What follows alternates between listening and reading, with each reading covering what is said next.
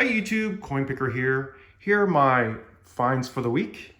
A little bit from thrift stores, private sales, whatnot. First of all, picked up some silver. Got this little silver dish for 99 cents. And the mark was a little tricky. I think that's why it was still on the shelf at the Salvation Army thrift store. Now let's see if we could find that mark. It was actually on the inside. Let me see. Very tricky indeed.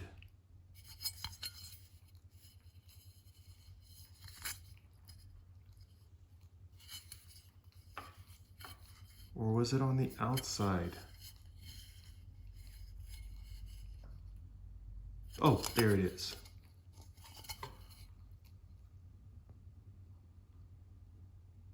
All right, check this out. Gotta focus.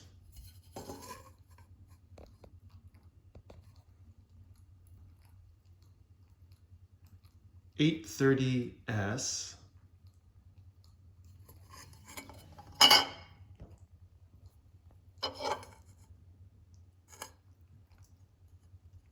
And then some sort of, I think that's like a goblet symbol on the side.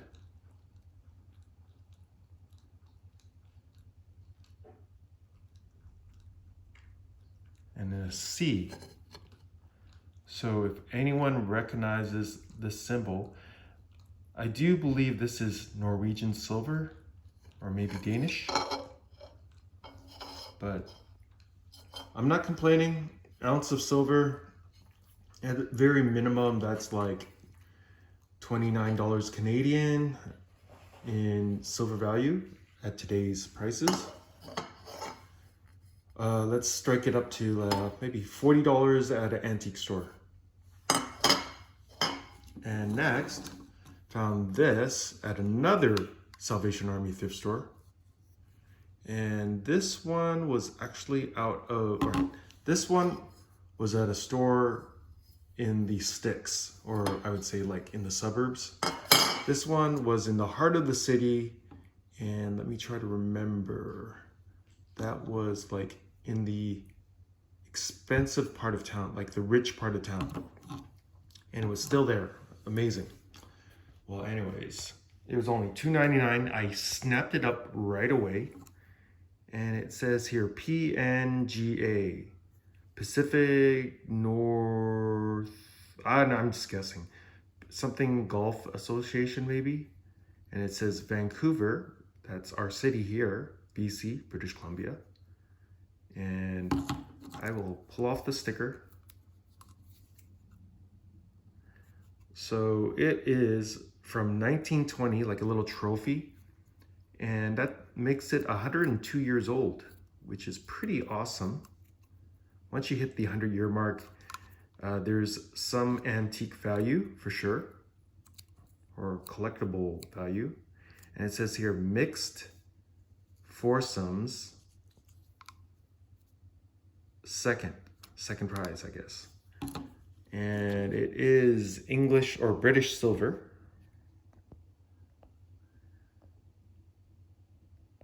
Check out that. Got the lion. I didn't bother to look up these marks. I should have. Anyways, you guys out there can check it out yourself if you want to. But I would say it's probably was made around the same time it was engraved, like around 1920. I wouldn't think it would be any older, because it was probably brand new at the time. And what is this mark here?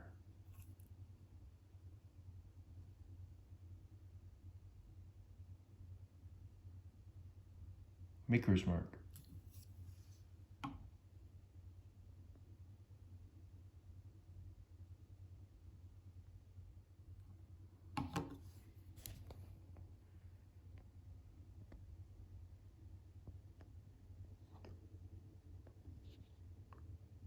J and R G something. I don't know, close enough. But I would say this is probably about, all right, it is weighted.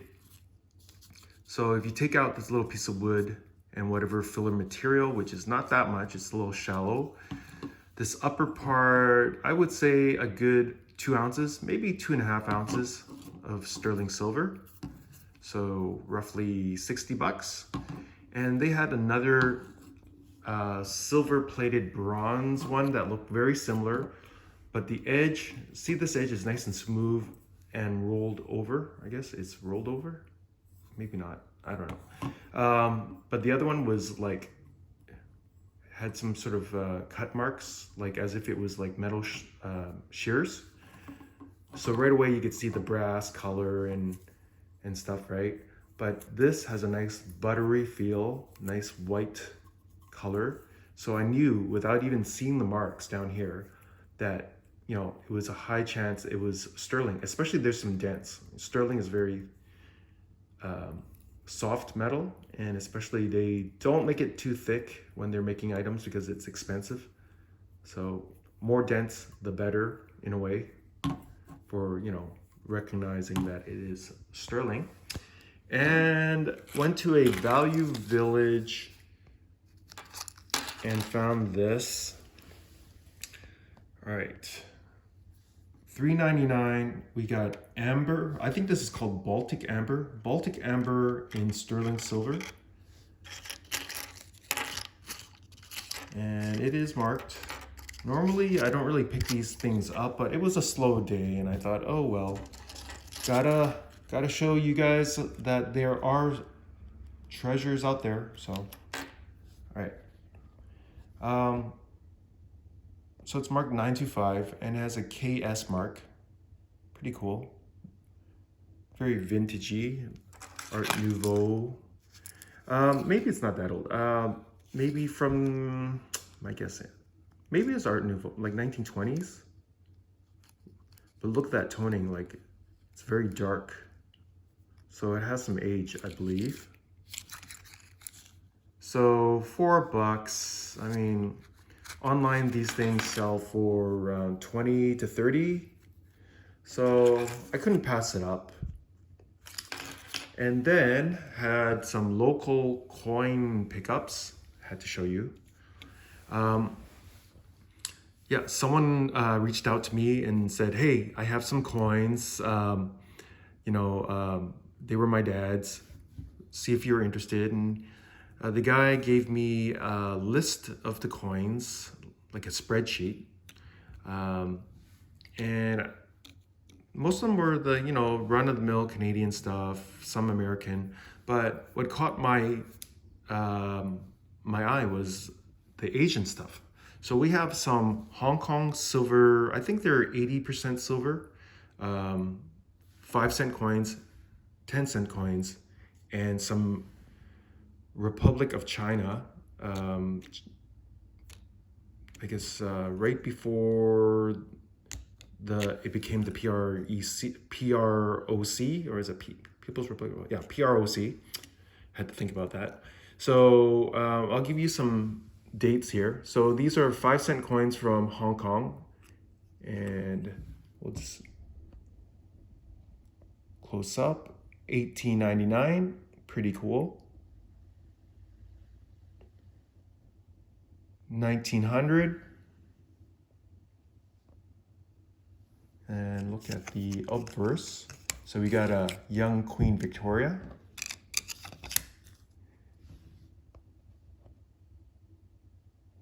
And very dark toning. I'd say roughly fine condition.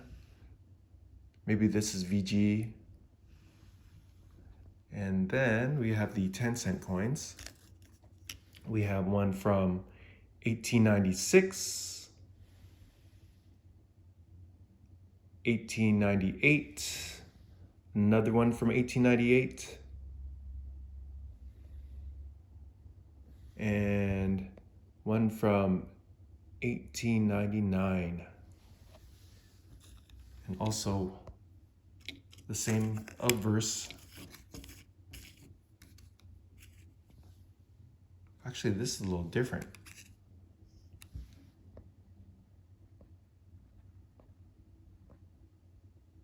Right? Versus this one. I think this is called like, I don't know what it's called, but it has a crown. This one has a crown, but like a ribbon and ponytail. So a little bit different.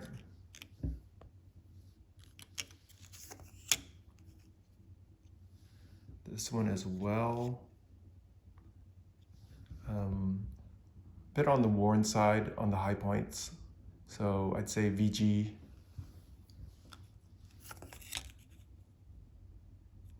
That's funny. I mean, the ages are very similar, but between the 5-cent coin and the 10-cent coin, they have different verses.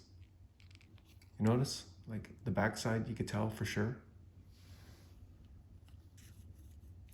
Right, that's a bad example. That's a little bit worn. Let's say, well, they're actually all a bit worn. But you could tell it's a different verse, like a short hair or the hair is tucked in. And then we have the 20-cent coins from the mainland. 中华民国9年, so it's Republic of China 9th year, or year 9. So their starting year was 1911, so add 9 to it, so that's 1920. And it says here 2 dimes silver money, 兩毫銀幣, so 20 cents basically.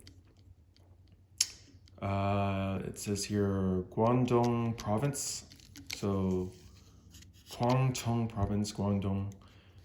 So that is like where the province of where Guangzhou is, southern China. And you're probably thinking, wow, it's so toned and it's like so dirty. Well, actually, this is technically, oh, by the way, the other side is in English. Guangdong province 20 cents. So you're wondering, why is it so dirty? This is actually a banker's chop mark. I guess in the early years, like prior to the turn of this 20th century, merchants and traders would chop mark suspect silver coins with their own markings, like little stamps, right into the metal. But I guess once you got into after the after the 1900s, into the more modern age of the Republic of China. Previously it was like the Qing dynasty, dynastic rule. They did things a little bit more modern, so they still chopped quote unquote their coins, but they use stamps, ink stamps. So the banks would, mark their marks, just like how banks used to mark, I guess, paper money. They domicile it at, during the 70s. Well, that's what I've seen, like bank marks on paper bills. Or they used to count it and they'd have pencil marks on it, like counting marks. But back in the day, they used to ink stamp the coins, and I think after a certain number of times, they'd like wash them or have it cleaned off. Interesting. So I think I always considered these ink stamps like numismatic history. And the same thing with this one. This one is a different year, the following year. So this is year 10, right there, year 10 year, 20 cent as well, same province, Guangdong, Guang East province, because there is a Guang West, Guangxi, right? Same in English here. So let me see. So actually, This one, I think, yeah, has a little bit of the blue left, but it's been rubbed so much you can't really see. It's been chop marked. This one is a little bit better of an example of the markings. Sometimes you can actually see the outline of what they were stamping, so pretty cool. And the seller wanted 40 bucks Canadian for this, and I countered him 30, and he said, sure. So that was nice, local pickup. And then I picked up these ones today. So we have some Canadian silver dollars, 1967 centennial, 1965. This one is, and then these four are the same, 1966. So they're 80% silver. All right, and also got these US coins. So we have here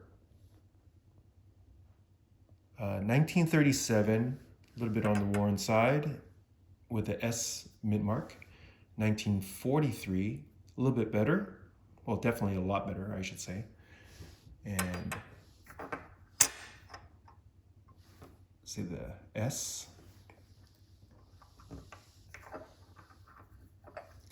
A little bit of a dig here, little oopsies, an S mint mark right there.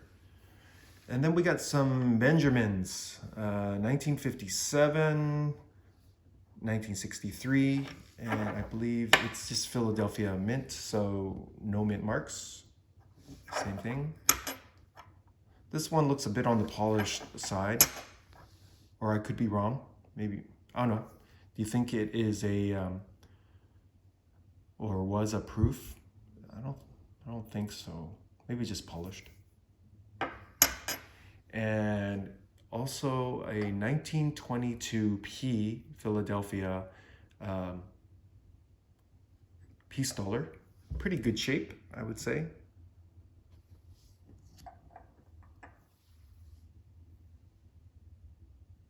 Pretty nice.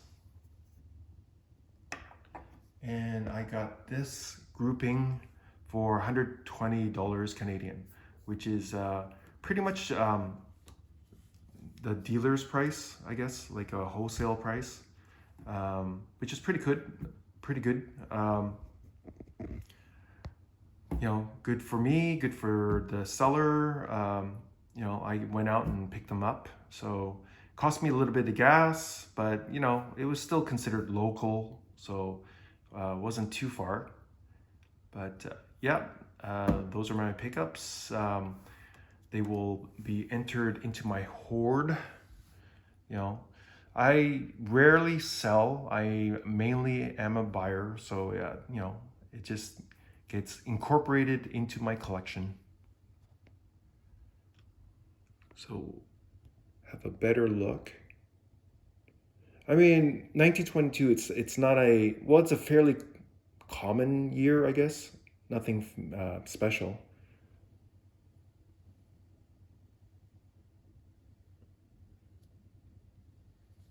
So generally when they're very, I guess, common years, or the condition is, you know, not so great, then I basically buy according to the silver content, and you know, leave some room for theoretical profit. That's what I like to say, since I'm not really a reseller, or you could say, you know, a good discount.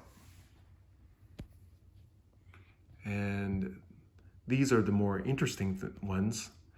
Definitely paid up more than the silver content for sure, because these are older and collectible. But still, I think I got a decent price. I mean, if I bought them online, I'd probably pay more for sure. And the, you know, crazy shipping prices these days.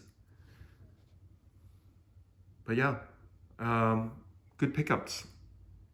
And of course, lots of fun. Anyways, I hope you enjoyed these finds.